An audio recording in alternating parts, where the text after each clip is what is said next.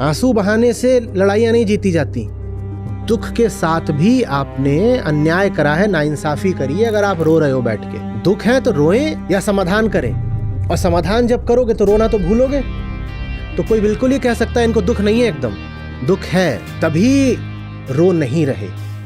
दुख कम होता है तो आदमी रोने बैठ जाता है। दुख जब तीव्र होता है तो आदमी कहता है रोना भी द्रोह हो गया।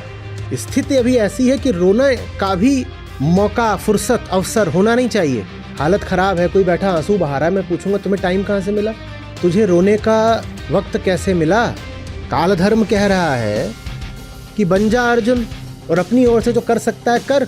अब उसमें जिएगा कि मरेगा, हारेगा, जो भी होगा देखा जाएगा। अर्जुन क्या कर रहा है, वो बैठ के रो रहा है हाय हाय। तो ऐसे अर्जुन को शाबाशी दे। मैं कविताएं लिखा करता था, खूब लिखता था 21 की उम्र तक। 21 के बाद मेरा कविता लिखना छूट गया।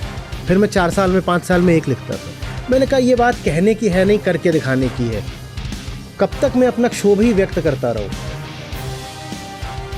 अगर वो सब कुछ जिसके प्रति क्षोभ है वो इंसान से आ रहा है तो इसको इंसान के भीतर समाप्त करना पड़ेगा ना। तो ये ध्यस्व हो। आप बिल्कुल कह सकते हो कि अरे हालत बहुत खराब है, हालत बहुत खराब है। हालत ठीक करो। और हालत ठीक करने की कोशिश कर रहे हैं, क्योंकि सारी हालात खराब होते हैं खराब आदमी से। हम खराब आदमी को ही अच्छा बनाने की कोशिश कर रहे हैं, वहीं से सब कुछ ठीक होना है। या तो कविता कहते रहो या अपनी कविता बन जाओ, जीवन को काव्य बना लो।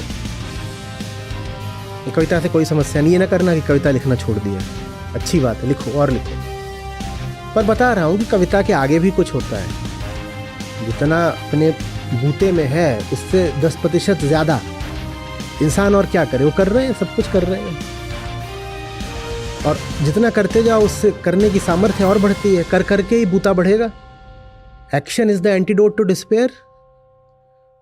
हालत जितनी खराब होगी, कर्म उतना और सघन प्रगाढ़ करना पड़ेगा। और क्या करें।